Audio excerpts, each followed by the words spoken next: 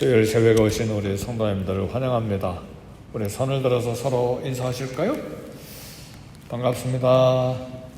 네, 우리 김 권사님 나오셨네요. 반갑습니다. 멀리서 오셨네. 아담스 넘어서 오신 거죠. 네, 감사합니다. 네. 우리 박경욱 권사님 더 멋인가요? 비슷한가요? 그렇죠? 네. 설교 전에 한 가지 기도에 관해서 말씀드립니다. 한국의 우리 예장 합동 측 선교부 이름이 GMS입니다. 아마 GMS가 글로벌 미션 소사이어티인 것 같아요.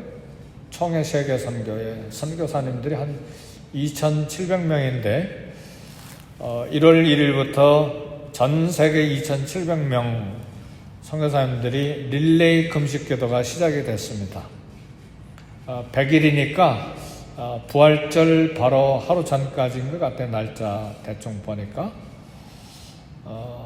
그래서 2,700명을 100일 동안 이렇게 나라별로, 국가별로, 지역별로 다 나눠서 하루에 이제 2, 3주 만에 기도 당번이 돌아오는데 하루 금식하든가 아니면 한 끼 금식하든가 이렇게 금식 기도가 전 세계적으로 이렇게 100일 동안 시작이 됐습니다. 그래서 저는 하루에 한 끼 금식하되 2, 3주 만에 기도 당번이 올 때 하루 한 끼 하루 금식이 아니고 엊그제 월요일부터 매일 하루 한 끼씩 이제 이 기도 금식 릴레이 기도 마지막까지 참여하기로 이렇게 마음을 먹고 기도가 금식이 시작이 됐습니다. 하루 한 끼니까 그래 큰 부담이 없죠. 근데 우리는 이 코로나 코비드-19 시대에 뭘 많이 먹어야, 뭘 좋은 걸 먹어야 면역력이 생기고 코비드-19을 방어하고 강해질까? 근데 우리가 전혀 생각하지 못한 건 먹지 않는 게 오히려 덜 먹는 게 오히려 더 면역력이 강해질 수가 있습니다. 많이 먹어서 탈이죠.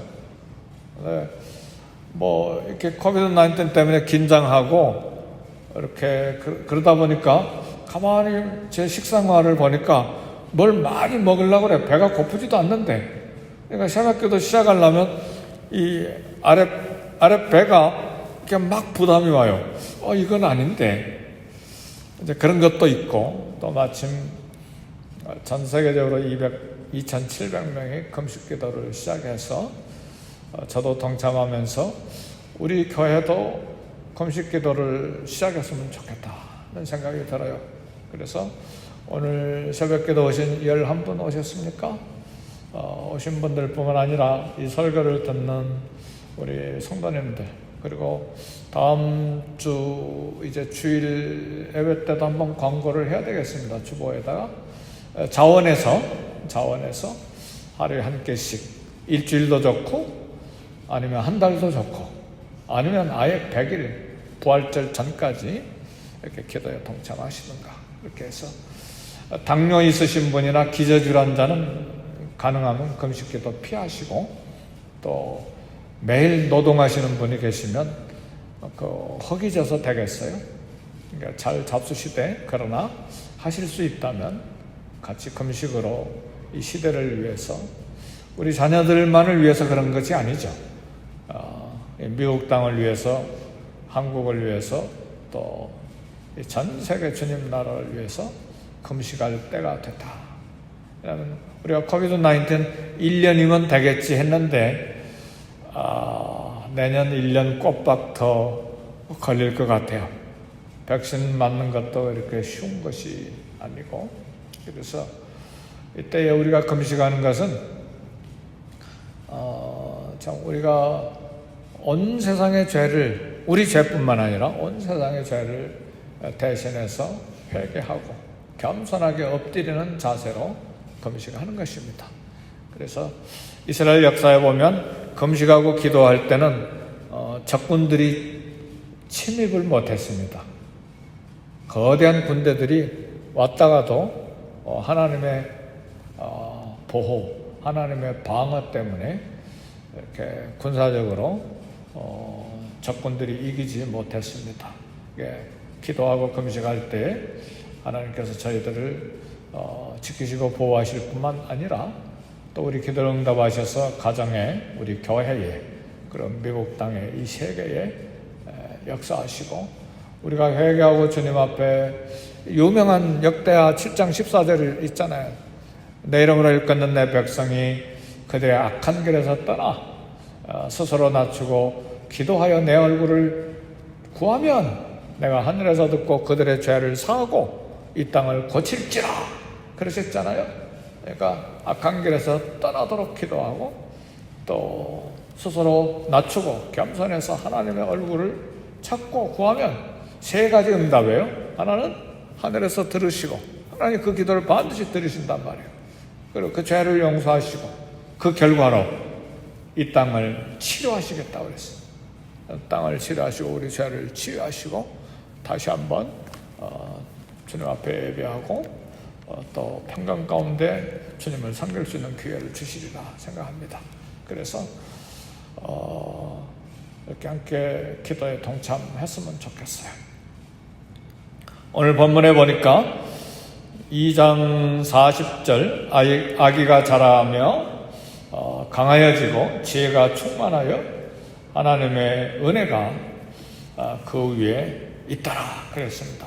예수님의 성장의 세 가지 과정이 소개되어 있는데 예수님이 하나님의 아들이시고 또 하나님이시지만 이 땅에 몸을 입고 육체를 입고 이 땅에 오셨기 때문에 세 가지 성장의 과정을 거쳐야만 했어요. 먼저 첫 번째는 신체적인 성장이에요. 처음에는 핏덩어리로 태어나셔서 전혀 도와주지 않으면 움직이지 못하는 그런 갓난아이였다가 이제 점점 조금씩 자라서 키가 자라고 강해져 간 것이죠. 우리 예수님은 신체적인 성장 과정을 가지셨습니다. 두 번째는 지혜가 충만하여, 지적인 성장인데 지식적인 성장이 이루어졌다는 말이죠. 조금씩 더 알미 이제 많아졌다는 말입니다. 어디까지? 결국은 하나님의 아들이시고 하나님이신 것까지 이제 지식이 성장해 간 것입니다. 그 다음에 영적인 성장, 하나님의 은혜가 그 위에 있더라. 하나님과 사람에게 더욱 사랑스러워 가시더라 그랬습니다. 인간의 성장에는 하나님의 은혜를 빼놓을 수가 없습니다. 그래서 이 시간에 우리가 집중적으로 생각해야 될 것이 영적인 성장의 중요성인데, 우리가 자녀들, 아이들 할 수만 있으면 좋은 음식을 먹이죠. 그리고 공부를 많이 시키는데 우리가 열심을 다합니다. 어렸을 때 우리 과거에 우리 선조들, 우리 조상들을 먹지 못해서 키가 작았어요. 지금도 이 캄보디아나 베트남에 가면 사람이 작아요. 제가 필리핀의 한 호텔에 들어가는데 어떤 중학생 꼬마아이가 카운터에 있어요. 근데 꼬마가 아니라 다성숙한 처녀인데, 직원인데 그렇게 키가 작은 거예요. 그래서 먹지 못한 것도 있어. 인종적인 그런 것도 없잖아 있겠지만 먹지 못하면 키가 작은 것이죠. 그래서 우리 조상들, 우리 어렸을 때만 해도 우리 다 키가 작았잖아요. 근데 지금은 한국 아이들 잘 먹고 그러니까 평균 170cm가 넘습니까? 다 크잖아요. 여자 아이들이고 남자 아이들이고. 그래서 좋은 음식 먹이고 공부 많이 시키고 그렇게 해서 그 결과로 몸이 튼튼하게 자라고 공부도 잘할 수 있고 그게 필요하죠. 그러나 그런 것도 필요하지만 더 중요한 것은 영적인 은혜입니다.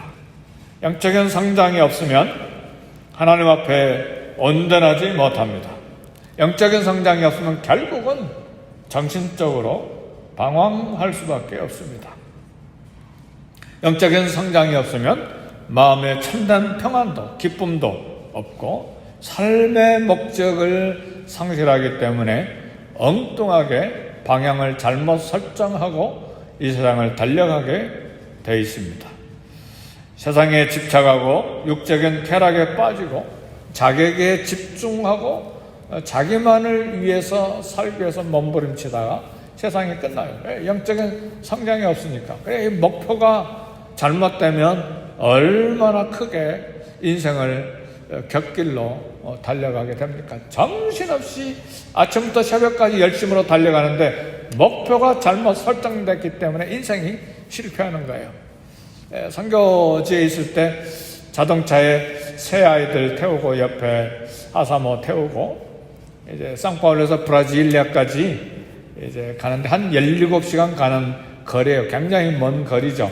근데 중간에 한 군데 이제 노천 온천이 있어서 거기까지 가야 되는데 거기 들렸다가 가야 되는데 길을 잘못 들어가지고 200km를 잘못 달려버렸어요. 200km를 잘못 달렸으니 돌아오는데 또 200km, 그러니까 400km를 잘못 들어가지고 깜깜한 밤에 목적지에 도착했어요. 인생이 그렇다고 말이죠. 잘못 목표가 설정이 되면 전혀 엉뚱한 것으로 막 세력을 다해서 달려가는데 헛수고라 그 말이죠.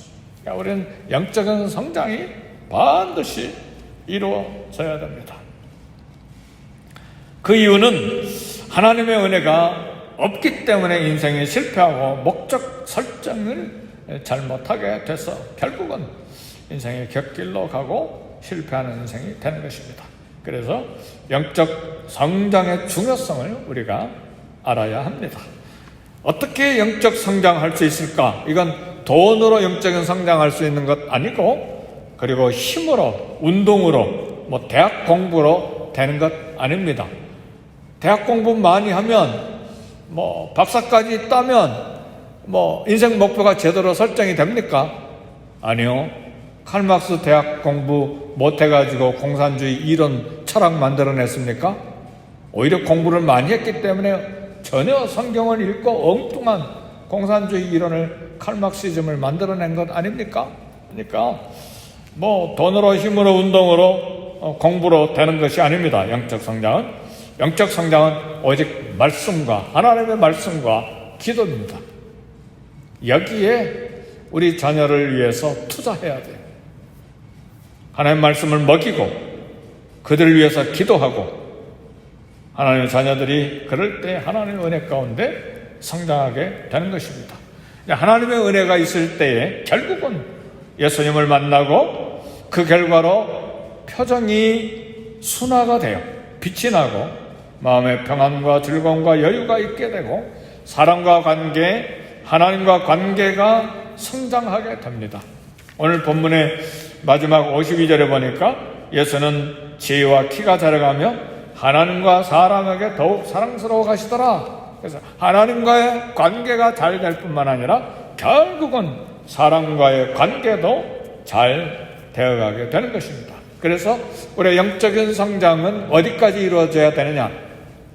하나님과의 관계가 잘 되고 동시에 사람과의 관계도 성장해서 균형 잡힌 성장이 이루어지게 되는 것입니다.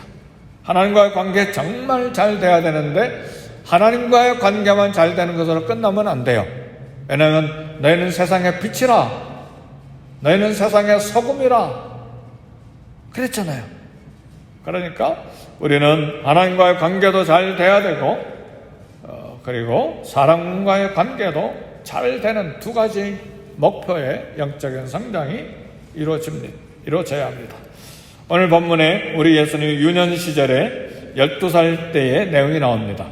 어제까지는 8일 만에 할례하는 것, 남자아이로, 그 다음에 40일 만에 성전에 올라가서 결례하는 것, 제사 드리는 것, 그리고 이제 유년 시절에 유일하게 누가복음에 12살 때에 이제 내용이 나오는데 6월절 때 부모님과 함께 예루살렘 성전에 올라갔습니다.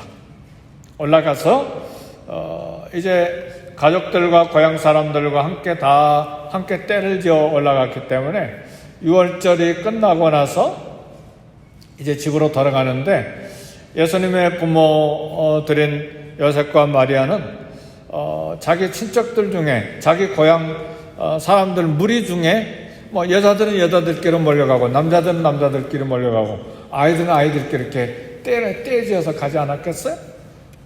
근데 그 무리 중에 있는 줄 알고 하루길을 가다가 아기 예수님이 없는 게 12살 된 아이가 없는 것을 발견한 거예요. 그래서 돌아와서 3일 만에 돌아와서 찾는데 보니까 선생들하고 대화해요. 선생들은 랍비죠. 랍비들하고 예수님이 대화하는 것을 발견했습니다. 랍비들이 예수님과 대화할 때에 기이 여겼다. 그 대답 기이 여겼다. 깜짝 놀랐어. 12살 아이의 답이라고 말하기가 어려운 놀라운 답변 질문을 들은 거예요. 근데 사실은 요한복음에 보면 예수님이 말씀이죠. 그렇죠? 태초에 말씀이 계시니라. 말씀이 하나님과 함께 계셨으니 이 말씀이 곧 하나님이시니라. 그리고 그 말씀이 육신이 되어 우리 가운데 독생자의 영광이라 예수님으로 나타나 있잖아요. 그러니까 말씀의 저자이기도 하죠. 그렇죠? 말씀 자신이기도 하시고. 그러니까 율법사들 랍비들이 알고 있는 지식과 달조 정통으로 하나님의 말씀의 근본 원리를 하나님 사랑, 이웃 사랑에 대한 근본 하나님의 뜻과 섭리를 다 알고 계시기 때문에 점점 지식이 키가 자라고 지식이 자라면서 결국은 이제 영적인 이런 놀라운 은혜를 보이게 된 것입니다. 우리 주님이 대답한 말씀이 아주 기이하죠. 어머니가 아이야 우리가 얼마나 걱정했는 줄 아느냐, 어떻게 그럴 수 있느냐. 이때 우리 주님이 대답하신 말씀이 내 아버지 집에 있어야 될 줄을 알지 못합니까? 내 아버지 집에 있어야 될 줄 알지 못하셨나이까? 하나님을 내 아버지로 말했어요. 그 말은 하나님을 내 아버지라고 말한 것은 예수님의 신성을 말합니다. 예수님의 하나님 되심을 말합니다. 하나님 아버지께서도 이는 내 사랑하는 아들이요 내 기뻐하는 자니 너희는 저의 말을 들으라. 제자들에게 말씀하셨죠. 그래서 우리 예수님은 완전한 인간이시면서 왜 완전한 인간이십니까? 피곤하셨잖아요. 배가 고프셨잖아요. 또 눈물도 흘리셨잖아요. 피를 흘릴 때 피가 나올 고통을 겪으셨잖아요. 그러면서도 하나님이시잖아요. 내가 아브라함이 있기 전에, 아브라함이 낳기 전에 아브라함 전에 내가 있느니라 그랬잖아요. 아브라함 전에 내가 있었다가 아니라 아브라함 전에 내가 있느니라 현재형으로 이야기했어요. 그러니까 창조 전부터, 영원 전부터 지금 아브라함이 있을 때, 그리고 지금 현재도 계시고 앞으로도 영원히 계신다는 표현이에요. 내가 아브라함 전에 있느니라. 우리 예수님은 하나님이십니다. 이 코비드-19 시대에 유일한 우리의 소망이요 유일한 치료자는 우리 예수님이십니다. 예수님은 완전한 인간이시면서 완전한 하나님이십니다. 그래서 우리는 늘 삶의 목표를 예수님으로, 우리 비전을 예수님으로 삼고, 예수님은 우리 길이요 진리요 생명이시기 때문에 그렇습니다. 예수님이 나의 목자요 그리고 나의 구주가 되시고, 예수님이 나의 기쁨이요 예수님이 우리의 신랑이시요 우리의 소망이십니다. 예수님 기뻐하십니까? 예수님 때문에 기뻐해야 돼요. 우리의 목자 되시니까 보호하시고, 우리의 기쁨이시니까 우리의 즐거움이 되시고, 또 우리의 보호자시니까 또 예수님을 의지하고 신뢰하게 되고, 우리의 사랑이시니까 우리 예수님 생각하면 기뻐야죠. 뭐 때문에 기뻐하십니까? 예수님 때문에 기뻐하시고, 예수님 때문에 즐거워하시고, 예수님 때문에 이 소망이 넘치고, 예수님 때문에 이 삶에 대한 강한 의욕이 있고, 예수님 때문에 이 세상을 극복하는 담대한 믿음의 사람이 될 수가 있는 것입니다. 예수님을 깊게 생각하시고 바라보시고 오늘도 달려갈 수 있기를 주의 이름으로 축복합니다. 우리 시간 먼저 교회를 위해서, 이 땅을 치유를 위해서 먼저 기도하시고 개인 기도하시겠습니다. 다 같이 기도하겠습니다.